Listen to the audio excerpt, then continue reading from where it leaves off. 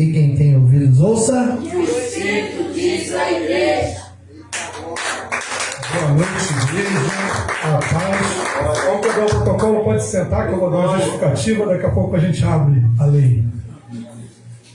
Sempre que a gente vem para o culto, a gente prepara alguma coisa, fica pensando, a gente faz devocional lá todo dia, live. E aí eu cheguei aqui pensando uma coisa maravilhosa. Um texto básico que eu ia falar a respeito de alguém que morreu e tal. Aí o pastor falou assim, você vai dar a palavra hoje. Aí eu falei assim, tá bom. Aí já mudou. Eu já tem que pensar em outra coisa. A Karine vai e faz o favor, e é Deus, de pegar 1 Reis, que foi o devocional de hoje. Ela falou, pô, eu ia usar isso. Quero uma palavra boa, mas eu tenho outra muito boa. E legal que 1 Reis, ela fala de quando você pega o conselho e despreza o conselho dos sábios e pega o conselho dos moços. É uma parte. Mas em 1 Reis 13, o contrário acontece. O novo profeta, o profeta jovem, a palavra diz assim, chega, dá uma palavra, o braço do rei endurece, o rei não acredita, ele ora, o braço cai. E o idoso chega para dar uma palavra. E aí, na hora que a missionária falou, eu estava ali pensando, o que faltava para o sábado? A presença. Aí eu falei assim, pô, tem uma palavra maravilhosa, mas o Espírito Santo falando outra coisa. E era maravilhosa porque é maravilhosa mesmo.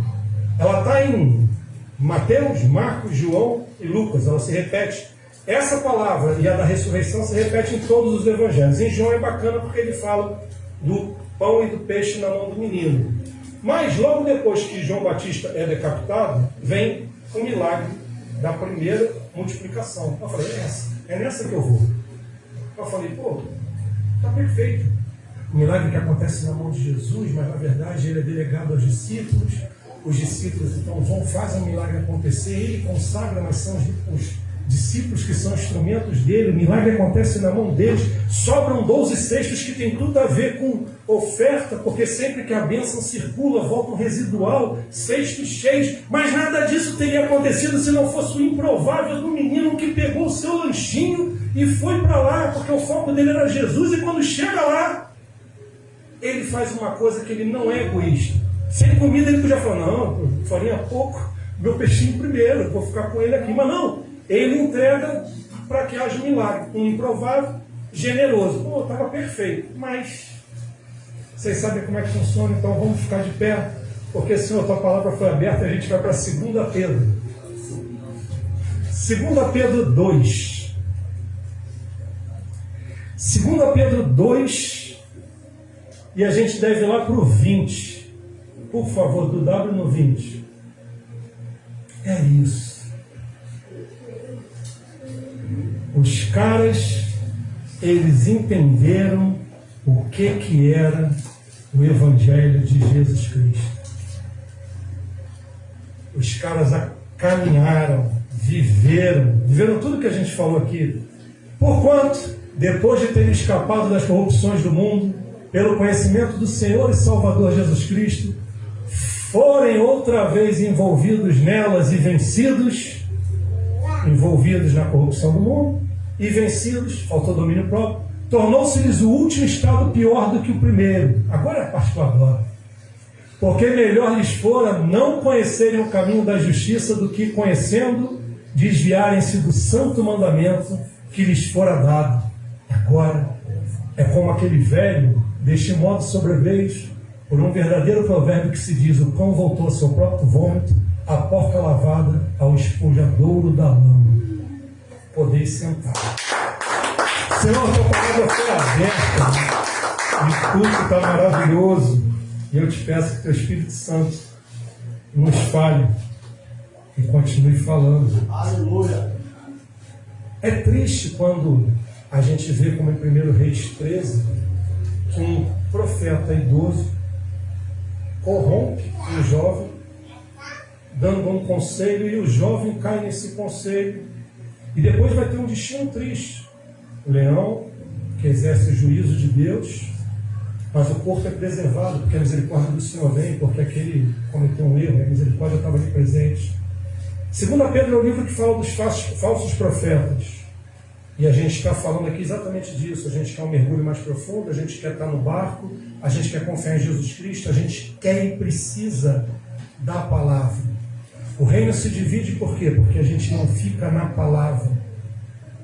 A gente hoje tem uma igreja, e a gente vai falar da noiva de Cristo, que é uma igreja que adultera, é uma igreja que não é fiel, é uma igreja que não é leal, é uma igreja que só mesmo pela misericórdia do Senhor. É uma igreja que precisa entender que, Hebreus 10, 24, não é a hora de sair, é a hora de ficar, mas em espírito e em verdade, se ademoestando, crescendo junto. O que eu tinha preparado para o início é uma história que parece boba. Uma pessoa morreu, mais uma parábola. A pessoa morreu, chegou numa fila. E ele olha aquela fila, várias pessoas na fila, e ele vira e fala assim: querido, onde eu estou? O senhor morreu. Aí eu sei, eu estava parado, de repente aquele sujeito ali, aí mostra um cara com a foice, todo de preto. Olha, aquela ali é a morte. Aí ele me trouxe para cá, mas eu estou vendo que tem um elevador ali, hora o elevador sobe, hora o elevador desce, hora o elevador sobe, hora o elevador desce. Como é que funciona? Fica tranquilo que aqui a gente conhece o senhor. Não, eu sei, eu sou conhecido no mundo inteiro. Aí ele anda mais um pouquinho e fala: irmão, tem como tu me arrumar um celular? Rapaz, o senhor morreu. Eu só queria um celular, eu estou aqui na fila, já estou acostumado. Aí tá bom, consegue dar um celular para ele. Vem o celular, Android. Pô, nem sei mexer com isso. Tem iPhone aqui não? Aí o senhor quer um iPhone 16 ou 17? Eu vou trazer um iPhone 25. Mas não existe, não, aqui existe. Traz iPhone lá. Tá. Internet, 1000G. O senhor vai ter velocidade. Aí, ó, aqui sou eu. Isso aqui é meu perfil. E aí vai chegando perto do elevador. E engraçado que na leva dele começa: desce, desce, desce, desce, desce, desce. E aí quando chega a hora dele, ele vira e fala: querido, esse sou eu. Isso aqui é meu perfil. Só que sou eu na África dando água. Aí o anjo fala para ele assim: não, mas ele morava em Maria Joaquina. Será que o pessoal lá não precisava de água? Ele tinha que dar água na África. Esse aqui sou eu, no Centro Médico de Bogotá. Eu fui voluntário na Cruz Vermelha, no Exército da Salvação. Isso sou eu, um uniforme lindo. Aí o cara me lembrou na mão esse uniforme aí, aquele ostento e tal. Aí ele fala: então, eu já sei para onde eu vou. Aí o cara: o senhor está um pouco equivocado. O senhor vai descer. Aí não. 1.500.000 seguidores. Sabe o que é isso? Rei do YouTube, rei do Instagram. Quero falar com o cara que manda. Aí só um instante. Aí ele vai lá, pega o interfone: querido, desculpa te incomodar, eu sei que tu deve estar resolvendo os problemas lá do Alemão, deve estar na Penha, do Complexo da Penha. O pessoal do BOP está orando para entrar, não é o momento, mas assim, como tu é onipotente, onipresente, está em todos os lugares, tem como tu dar uma descida aqui para falar com um sujeito aqui que é o rei do Instagram? Aí ele vai. Quando Jesus vem andando, o cara olha, ele não conhece Jesus. Ele não sabe quem é. Aí ele fala: é aquele barbudo ali para resolver? Pois não, o senhor é? Aí, Cristo. Aí, Jesus Cristo. Bond, James Bond, Cristo, Jesus Cristo. Aí o cara: pô, é contigo então. Aqui é meu perfil, ó. Fiz curas em teu nome. Aí Jesus Cristo vira e fala: querido, deixa eu explicar uma coisa. Eu não sei quem é você. Eu não te sigo no Instagram. Aliás, eu não tenho nem rede social. Eu sou a rede social. Eu sou o caminho, a verdade e a vida. Eu estou vendo que você seguiu várias pessoas e várias pessoas te seguiram. Mas eu queria te dizer que você não seguiu a única pessoa que você tinha que seguir. João 14,6. Eu sou o caminho, a verdade e a vida. E, infelizmente, desce para você. Que a morte é o fim. Não tem repescagem. E o teu destino você selou não seguindo a única pessoa que você tinha que seguir. João 2. 2 João 2. Falsos profetas. Aqueles que não serão reconhecidos no grande dia, porque desviaram. Mas o pior é quando eles desviam aqueles que depositam a confiança nele. E a palavra de hoje é que a gente pode ter, e eu falei isso no devocional na live hoje de manhã, Eu sou muito grato ao pastor Nilson, sou muito grato a um monte de gente que começou a abrir os meus olhos para isso, Carinho, pessoas que compartilham comigo o meu dia a dia, pastor André, a igreja como um todo, Wander, as pessoas, minha filha, meu filho, muito grato. Mas tudo o que vem do homem, ele tem que ter um filtro. E o filtro são os atributos de Deus, que está aqui, que está revelado aqui. Se não encontra eco, se não encontra ressonância aqui, não é para ser seguido. Não é sequer para ser ouvido. Se não edifica o que está aqui, não é para ser praticado. E o principal, eu vou relembrar um caminho, mas a porta é estreita. Essa brincadeira do cara que chegou no céu, é porque às vezes a gente acha que a gente está muito bem, às vezes a gente acha que a gente é o cara, é a pessoa. Às vezes a gente acha que Jesus fala através da gente e fala, mas que a gente está falando por Ele. Não, Ele está falando através de nós. E aí o ego começa a ficar inflado, começa a ficar alto, e aí a gente tem que lembrar de Naamã. O ego, mas a lepra por baixo e por fora. A gente tem que lembrar de Salomão, que começou a fazer acordos políticos, idolatrar, e foi se desviando do que o pai pediu para ele. Não se desvia disso aqui, desse Deus, porque eu me desviei. Imagina ele conversando, eu me desviei, mas ele me perdoou. Só que ele me perdoou e mesmo o meu pecado tem consequência. E a consequência básica é o que era para eu ter feito, que era ter construído o templo, eu não vou conseguir construir. Quem vai ter que construir é você. Mas esse cara do coração quebrantado, esquadrinhado, segundo Deus, ele vira e fala o quê? Depois de toda a riqueza do reino destinada ao templo, ele vira e fala: agora eu vou dar do mais precioso ouro que existe das minhas reservas particulares, que é o ouro de Ofir. Não tem problema nenhum trazer moeda. Eu vi alguém trazendo moeda. A oferta da viúva vale muito mais do que celeiros cheios, que não são transbordados. É atitude. E como é que essa história começa até a gente chegar? Olha o que eu vou falar agora. Até a gente não, até algumas pessoas chegarem a ser o profeta que desvia pessoas do caminho. Queria fazer um flashback na nossa vida, voltar um pouquinho. Um dia, inexplicavelmente, por algo que não vem de você, não vem de mim, vem diretamente de Deus. Uns sentiram um nó na garganta. Uns entraram pela primeira vez em algum lugar, ouviram um louvor e falaram: meu Deus, meu vazio começa a ser preenchido. E Deus é tão perfeito que Ele foi usando com cada um de nós a linguagem específica para nos atingir. Então, no meu caso, eu entrei numa igreja, e naquela igreja trocou um louvor do Ministério Apacentar de Nova Iguaçu, que eu escutava no meu trabalho, porque um funcionário meu ouvia e eu gostava. Derrama a tua shake, nasceram. Eu falei: caramba! Aí depois, Lázaro ouviu a tua voz. Eu falei: caramba, e aquele nó. Alguém quer vir aqui na frente? A gente quer ir, mas a perna fica: não vou, não quero ir, não é a hora. E para quem é criado no Evangelho, eu nasci em berço, não é diferente. Quantas vezes tua mãe teve que te apurrar para ir no culto, porque tu não queria ir, tu era novo, não entendia. Ah, eu quero jogar bola, eu quero ficar, vamos embora, é igreja. E teve um momento de resistência, teve um momento que você quis sair. Deus usou a linguagem para pegar a gente e fazer Romanos 3:23. Todos nós que estávamos destituídos da glória do Senhor, recebemos o dom da fé, porque Efésios vai dizer que é dom de Deus, a fé para que ninguém se glorie. E aí, esse dom da fé quebrantou o nosso coração peludo, o nosso coração de pedra, e a gente se apaixonou sem saber por quê. Cara, eu não sei o que é, mas eu tenho uma paz aqui que eu não tinha lugar nenhum. Eu encontrei alguma coisa. E a gente começou a viver o primeiro amor. Pela fé depositada em Cristo Jesus, aleluia, a gente teve um nascimento novo. Pô, tu vê, se o mestre dos mestres não entendeu quando Jesus Cristo falou que era preciso nascer de novo, a gente também não entendeu. A gente viveu o nascer de novo, a metanoia de Romanos 12:2. A gente teve um nascimento novo. Ele não remendou, ele não pegou o Bez e remendou, ele não pegou o Rogério e deu uma guaribada, não pegou o pastor Nilson, ele transformou efetivamente um nascimento novo. Glória a Deus. O cara que fumava charuto, que bebia cachaça, ele agora canta louvor, ele não sabe porque ele está falando e é chamado e ele quer se envolver.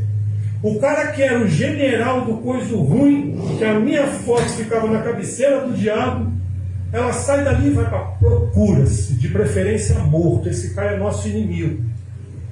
E o diabo não entende como é que alguém que era o frente lá passa a ser que era o general, passa a ser o soldado, e quando ele pisa para a honra e glória do Senhor, o inferno treme.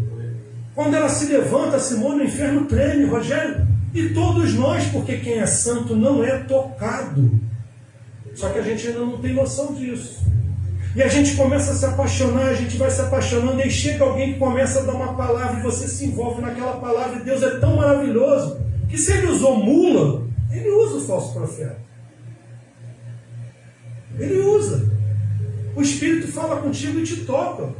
Mesmo aquela boca podre que às vezes vem aqui e está adulterando, essa consequência é dele. Gálatas 6,7, não se engane. De Deus não se zomba, o que se semeia se colhe, mas Deus usa. Usou a mula, não vai usar? Usa, porque Deus quer nos transformar. Aleluia. E aí a gente envolvido com isso, a gente começa a entender o seguinte: não sou eu que vivo, mas Cristo vive em mim. A bebida já não me diz nada, o cigarro já não me diz nada, o meu passado, que era uma prisão, já não me diz nada. Glória. Agora o meu passado que me condenava e que era o que o inimigo usava. João 10,10, ele veio para roubar, matar, enganar, mas Jesus diz que ele veio para que tenha vida, em algumas versões, plena, em outras, vida abundante. E agora eu sei disso, o meu passado, eu estou livre. Porque na cruz do Calvário meus pecados ficaram. Então eu tenho o segundo momento, que é uma transformação verdadeira. Eu que estava salvo, sem entender muito bem porque, caminho na palavra, orientado por alguém ou por várias pessoas, e estou caminhando, e agora eu entendo que Cristo vive em mim. Começo a me limpar num processo que o Rogério fala que é verdade, é progressivo. Nada impede que tu durma beze e acorde santo.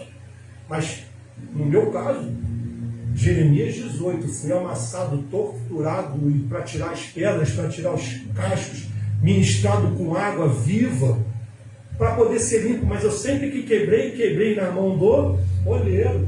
Melhor lugar para a gente quebrar. E ele vai moldando.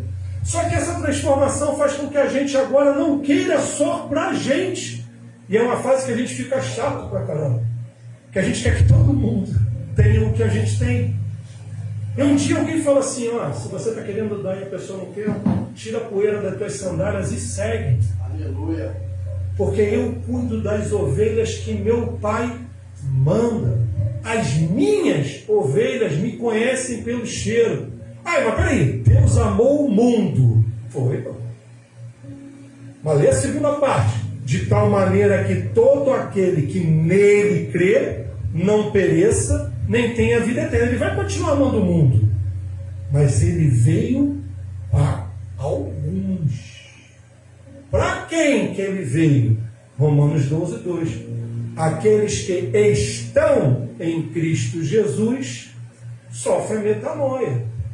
Mas a gente tem que fazer o quê? A gente quer falar do que aconteceu. Algumas pessoas vão se afastar e a gente entende que o que para uns é perda, para Deus é livramento. A gente começa a entender a roda dos escarnecedores. A gente não é seletivo porque a gente é amor, João 13:34. A gente respeita a ordenança de amar ao teu próximo como eu amei, é o novo mandamento que ele dá. A gente vai se purificando e vai andando. E agora a nossa transformação gera frutos. Porque ele é a videira verdadeira, João 15, diz que todo aquele que está nele e não produz frutos, o Pai arranca, seca e joga no fogo. Mas aquele que está nele, seja porque é videira, seja porque foi enxertada aos gentis, esse produz fruto. Tem uma coisa que eu tiro da minha cabeça, porque a palavra vai dizer: e o meu Pai poda para que produza mais frutos. Eu entendo um pouco de jardinagem. É proibido. Quer dizer, não se deve podar uma árvore que está com fruto carregado. Porque se você podar uma árvore que está com fruto carregado, ela não vai produzir fruto, ela vai morrer, ela não vai... Você deixa ela produzir naquela estação os frutos, quando ela para de produzir frutos, você poda. para que ela volte a produzir ou produza até mais, ela vai crescer. Então existe um momento certo da poda. Eu queria te dizer, na minha cabeça, sem cometer heresia, que toda vez que a gente para de produzir fruto, a mão do jardineiro, não é nem do dono da vinha, do viticultor, que é Jesus Cristo, vem para nos podar. Talvez o deserto que a gente esteja vivendo, eu me coloco junto, muitas vezes, seja fruto de um momento em que a gente parou de produzir fruto. Ele vai podar, porque Ele é misericordioso e Ele quer que a gente produza fruto. E quando você sentir que o clima está ruim para o teu lado, começa a correr e agradecer o que tu tem e fala: Senhor, não precisa pesar a mão, eu já sei o que está errado, já estou levantando para falar da tua palavra, para ser generoso, para transbordar na vida de outro. E isso está baseado na parábola da figueira brava. O viticultor chega e o dono da vinha vira e fala: há 4 anos eu venho tentar tirar frutos dessa figueira, ela não produz frutos. 3 anos. Pega, corta e joga no fogo. Levítico vai dizer que o primeiro ano é os 3 primeiros anos para o chão, 4º ano premissa, e a partir do 5º você pode tirar os frutos. Então o cara tem ali 7 anos que ele está esperando frutificar. Não frutifica. O dono da vinha vira para o jardineiro e fala: mata, queima. E o viticultor, que é a figura de Jesus Cristo, vira e fala: calma, deixa eu adubar e vamos ver se ela vai voltar a frutificar ou não daqui a um ano. Então você vê que a misericórdia de Jesus Cristo intercede por nós, dizendo: calma, vamos ver o que vai acontecer. E aí então eu tenho a minha salvação, a minha transformação, a minha frutificação. E nesse momento, Deus usa os nossos dons e os nossos... Já está usando. Mas depois que você começa a transbordar, Ele vira e fala: cara, tu é o cara do louvor, tu é o cara do baixo, tu é o cara da palavra. Vai que toca baixo.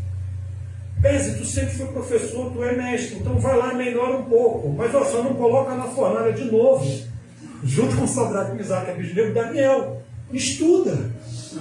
E está tudo certo. Eu coloquei, a primeira vez que eu vi, botei o 4º homem da fornalha, foi Daniel. Mas Daniel estava cheio já da presença de Deus, ele tinha presença. Estuda, se prepara. E a gente vai.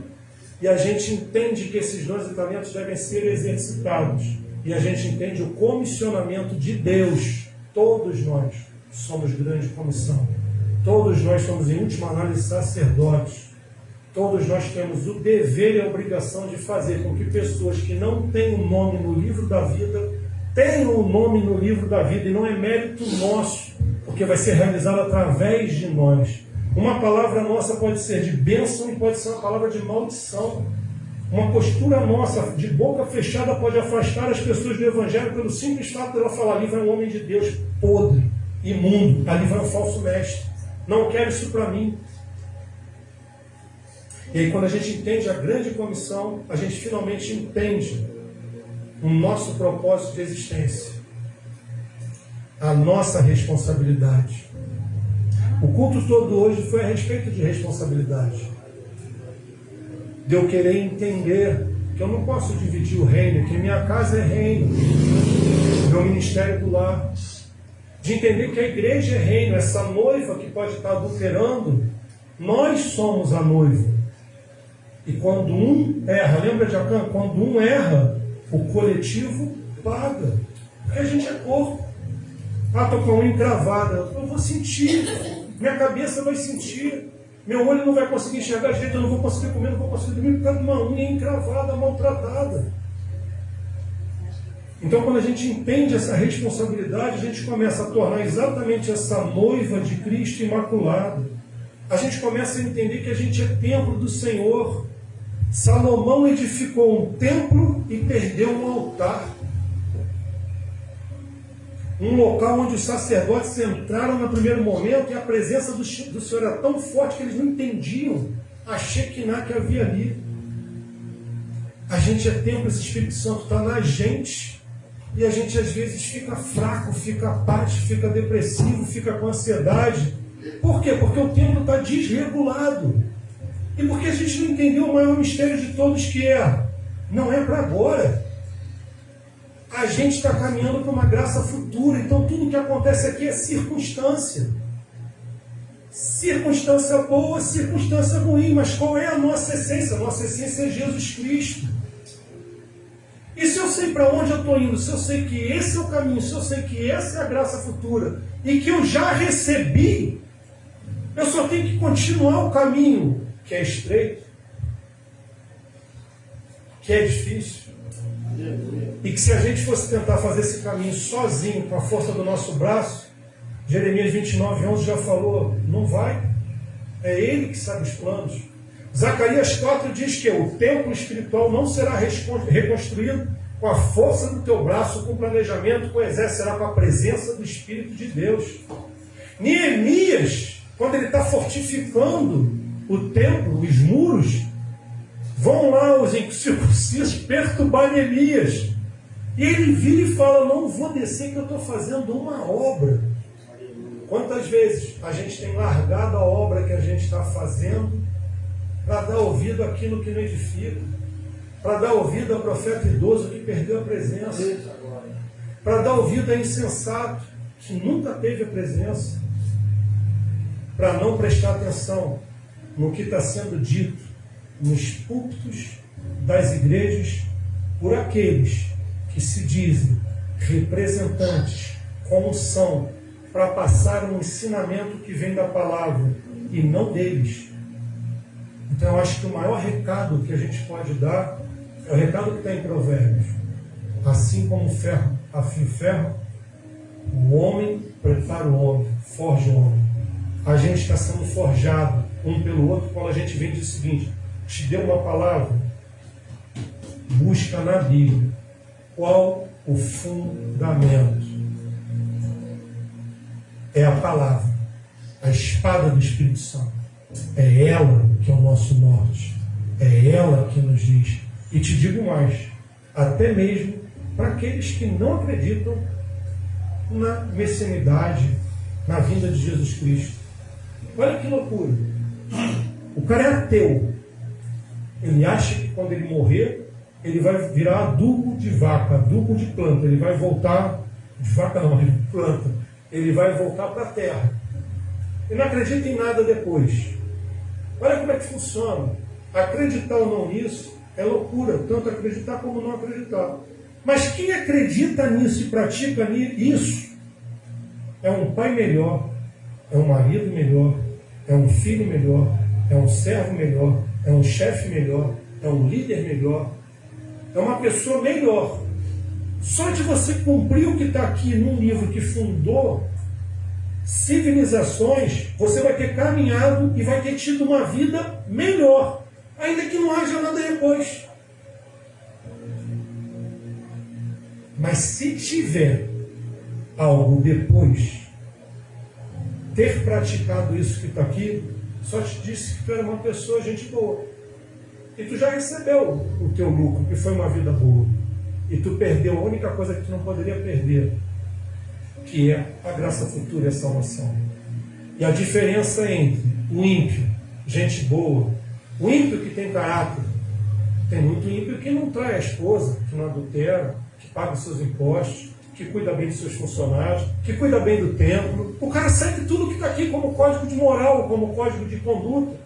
Ele só não tem a salvação. E a diferença é exatamente essa. Olha, eu tenho muita gente que é melhor do que muito cristão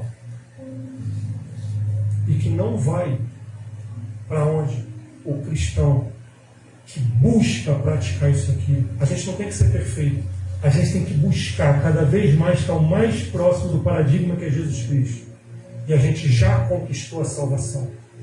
É só seguir o que está aqui, se arrepender verdadeiramente e não pecar mais. Cada dia melhor do que o dia seguinte.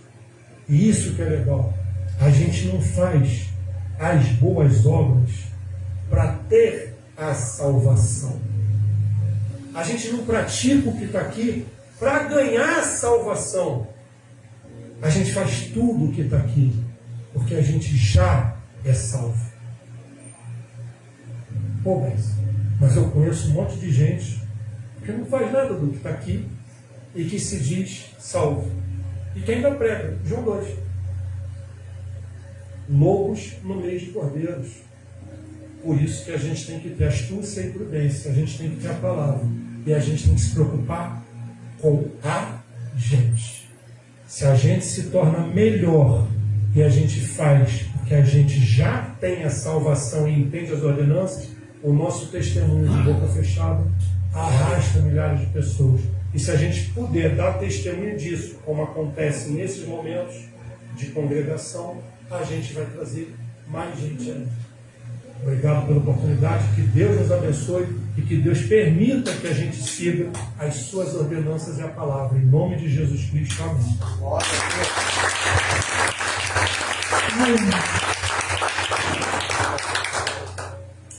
A cobrança para o cristão é muito maior. A palavra de Deus diz, onde ele leu, que se a gente não pratica, era melhor não ter conhecido. Mas todos que estão aqui conhecem. Então vai ser cobrado como